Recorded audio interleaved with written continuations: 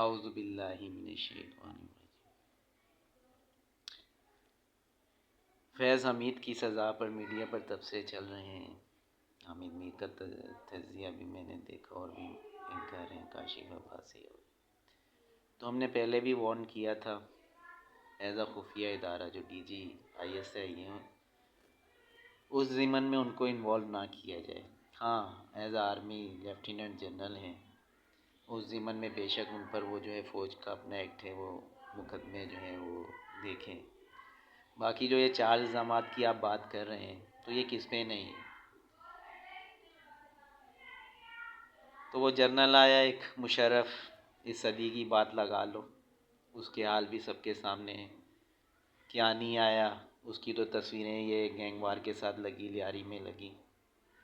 راحیل شریف نے ذمہ داری کا مظاہرہ کیا، سارے چوروں نے مل کے اسے اتارا۔ تو سیاست میں انوالو تو سارے ہی جنرل رہے، اور یہ جو اربوں روپے والی بات ہے تو خیر الزام ہے۔ تو ایسا جب آپ سیکریٹ کسی بھی ادارے کا وہ ڈی جی بات کرتے ہیں تو وہ آپ کا معاملہ نہیں۔ سیکریٹ اداروں کے جو ڈی جی ہوتے ہیں ان کے پاس بہت سے اختیارات ہوتے ہیں، جیسے یہ تمہارا ادھر کراچی میں گھوم رہے ہیں پورٹ میں، آگے پیچھے کالے شیطان اور باہر کے ایجنٹ اسپیشل، تو ان کو ٹھکانے لگا سکتے ہیں کسی کو بھی۔ خفیہ ادارے جو ہوتے ہیں یہ آئین ہے ان کا، یہ ڈیوٹی ہے ان کی۔ کوئی بھی غدار ہو سیاسی پارٹیوں میں باہر سے ایجنٹ ہیں تو ان کے پاس اختیارات ہوتے ہیں، تو اس کی تو آپ بات ہی نہ کریں ورنہ پورا ادارہ انوالو ہوگا۔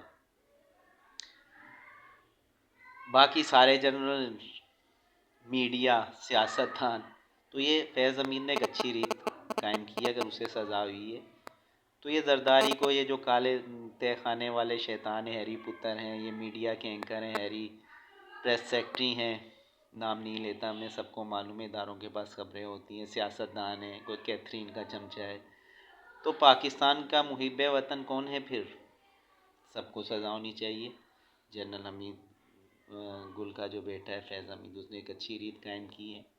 فوجی ٹرائل ہوا ہے، وہ کورٹ کا معاملہ ہے، ادارے کو میں نے پہلے بھی کہا تھا بیچ میں مت لانا۔ اور یہ اسلام آباد ہاؤسنگ سوسائٹی یہ سب کالا شیطان کا پروجیکٹ، ان کا وہ سارا ڈرامہ ہے، چائنا کور ہے، یہودا ہے، تو سب کے خلاف ٹرائل ہونا چاہیے، چاہے وہ خفیہ ادارہ ہے، چاہے سیاستدان ہیں، چاہے بیوروکریسی ہے، تو یہ ایک اچھا آغاز ہے۔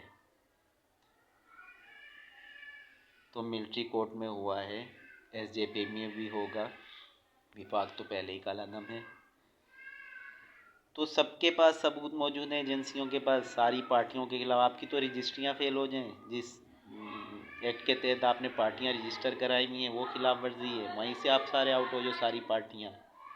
تو یہ جرنل ورنل اور یہ سارے جو 54 سالہ 52 سالہ جو یہودا گینگ کے پٹھو رہے ہیں، تو تجزیہ جو ہے وہ نیوٹرل ہونا چاہیے، کسی ایک مخصوص شخص کے خلاف نہیں ہونا چاہیے۔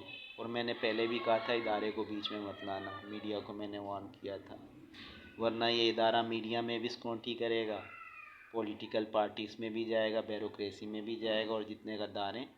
تو یہ خفیہ ایجنسیوں کے جو اہلکار ہوتے ہیں، ادارے ہوتے ہیں، ان کو ٹھکانے لگانے کی پوری قانون میں اور آئین میں اجازت ہوتی ہے، آرمی ایکٹ میں بھی،